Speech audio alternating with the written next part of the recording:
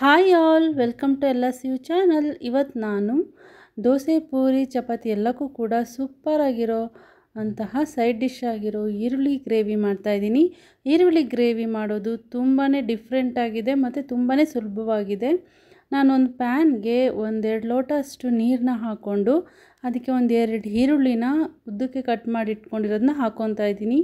ಯಾವುದೇ ರೀತಿ ಎಣ್ಣೆನ ಕೂಡ ನಾನಿಲ್ಲಿ ಹಾಕ್ಕೊಂಡಿಲ್ಲ. ಸ್ವಲ್ಪ ನೀರು ಬಿಸಿ ಆದ ನಂತರ ನಾನು ಅದಕ್ಕೆ ಈರುಳ್ಳಿನ ಹಾಕ್ಕೊಂಡಿದ್ದೀನಿ. ಜೊತೆಗೆ ನೋಡಿ, ಟೊಮೊಟೊನು ಕೂಡ ಒಂದನ್ನು ಸಣ್ಣದಾಗಿ ಕಟ್ ಮಾಡಿ ಇಟ್ಕೊಂಡಿರೋದನ್ನು ಕೂಡ ಅದಕ್ಕೆ ಸೇರಿಸ್ಕೊತಾ ಇದ್ದೀನಿ. ಎಲ್ಲನೂ ಕೂಡ ಚೆನ್ನಾಗಿ ಮಿಕ್ಸ್ ಮಾಡ್ಕೊತಾ ಇದ್ದೀನಿ. ನೀರಲ್ಲಿ ಹಸಿಯಾಗಿ ಈರುಳ್ಳಿ ಚೆನ್ನಾಗಿ ಬೇಯಬೇಕು. ಚೆನ್ನಾಗಿ ಬೆಂದರೆ ತುಂಬಾ ಟೇಸ್ಟ್ ಇರುತ್ತೆ. ಇದನ್ನ ನೀವು ಒಂದು ಸಲ ಮಾಡಿದ್ರೆ ನೀವು ಮತ್ತೆ ಮಾಡ್ಕೊತೀರ, ಅಷ್ಟು ಚೆನ್ನಾಗಿರುತ್ತೆ. ಮಾಡೋದು ಕೂಡ ತುಂಬ ಸುಲಭ. ಯಾವಾಗಲೂ ಮಾಡುವಂತಹ ಈರುಳ್ಳಿ ಗೊಜ್ಜು, ಟೊಮೊಟೊ ಗೊಜ್ಜಿಗಿಂತ ಇದು ತುಂಬಾ ಟೇಸ್ಟ್ ಡಿಫ್ರೆಂಟ್ ಆಗಿರುತ್ತೆ. ನೋಡಿ, ಈ ಥರ ಈರುಳ್ಳಿ ಮತ್ತು ಟೊಮೊಟೊ ನೀರಲ್ಲಿ ಚೆನ್ನಾಗಿ ಬೇಯಬೇಕಾಗುತ್ತೆ. ಒಂದು 5 ನಿಮಿಷದ ಮೇಲಾಗುತ್ತೆ. ಒಂದು 5 ನಿಮಿಷ ಆದರೂ ಚೆನ್ನಾಗಿ ನಾವು ಈ ಥರ ಬೇಯಿಸ್ಕೊಬೇಕು. ನಂತರ ಒಂದು ಜಾರಲ್ಲಿ ಸ್ವಲ್ಪ ಕಾಯಿ ತುರಿ ಹಾಕ್ಕೊಂಡಿದ್ದೀನಿ. ಅದಕ್ಕೆ ಕಡಲೆ, ಚಕ್ಕೆ, ಲವಂಗನ ಹಾಕ್ಕೊಂಡು ಚೆನ್ನಾಗಿ ನಾವು ರುಬ್ಕೋಬೇಕಾಗುತ್ತೆ. ಇದಕ್ಕೆ ನಾನು 1 ಟೇಬಲ್ ಸ್ಪೂನಷ್ಟು ಮಸಾಲೆ ಸಾಂಬಾರು ಪೌಡರ್ನ ಕೂಡ ಹಾಕೋತಾ ಇದ್ದೀನಿ. ಒಂದು ಸ್ವಲ್ಪ ಕೊತ್ತಂಬರಿ ಸೊಪ್ಪನ್ನ ಹಾಕ್ಕೊಂಡು ನೀರು ಹಾಕ್ಕೊಂಡು ನಾವು ತುಂಬ ನುಣ್ಣಗೆ ಪೇಸ್ಟ್ ಮಾಡ್ಕೋಬೇಕು. ನೋಡಿ, ಈ ರೀತಿ ಆಗಿದ್ದರೆ ಸಾಕಾಗುತ್ತೆ. ರೆಡಿಯಾಗಿದೆ ಪೇಸ್ಟ್.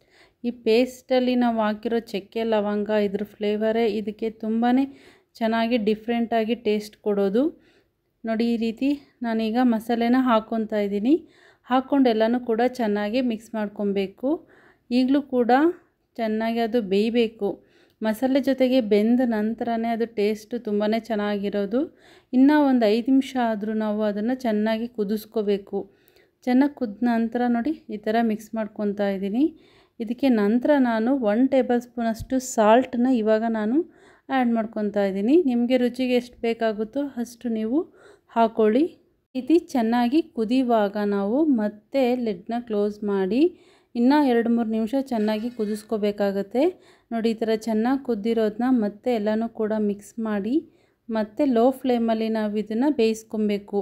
ಈರುಳ್ಳಿ, ಟೊಮೊಟೊ ಚೆನ್ನಾಗಿ ಮಸಾಲೆ ಎಲ್ಲ ಹಿಡಿಬೇಕು. ಆವಾಗ ತುಂಬಾ ಚೆನ್ನಾಗಿರುತ್ತೆ ಟೇಸ್ಟು. ನೋಡಿ, ಎಷ್ಟು ಸುಲಭವಾಗಿ ರೆಡಿ ಆಯಿತು ಅಲ್ವಾ ಈರುಳ್ಳಿ ಗ್ರೇವಿ.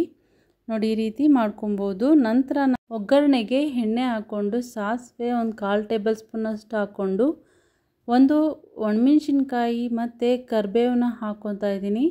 ಇಷ್ಟನ್ನು ಕೂಡ ನಾನು ಈರುಳ್ಳಿ ಗ್ರೇವಿಗೆ ಹಾಕ್ಕೊತಾ ಇದ್ದೀನಿ. ಈರುಳ್ಳಿ ಗ್ರೇವಿಗೆ ಹಾಕ್ಕೊಂಡು ಚೆನ್ನಾಗಿ ಮಿಕ್ಸ್ ಮಾಡಿಕೊಂಡ್ರೆ ರೆಡಿ ಆಗುತ್ತೆ. ಸಿಂಪಲ್ಲಾಗಿ ಬೇಗ ಆಗುವಂತಹ ತುಂಬಾ ಚೆನ್ನಾಗಿರುತ್ತೆ. ಪೂರಿಗೆ ಮತ್ತು ಚಪಾತಿಗೆ, ದೋಸೆಗಂತೂ ತುಂಬಾ ಟೇಸ್ಟಿಯಾಗಿರುತ್ತೆ ಇದು ಗ್ರೇವಿ. ನೀವು ಕೂಡ ಟ್ರೈ ಮಾಡಿ, ಹೇಗಿತ್ತು ಅಂತ ಕಮೆಂಟ್ ಮಾಡಿ. ನನ್ನ ಚಾನಲ್ನ ಸಬ್ಸ್ಕ್ರೈಬ್ ಮಾಡಿ, ಲೈಕ್ ಮಾಡಿ, ಶೇರ್ ಮಾಡೋದನ್ನ ಮರಿಬೇಡಿ. Thank you all.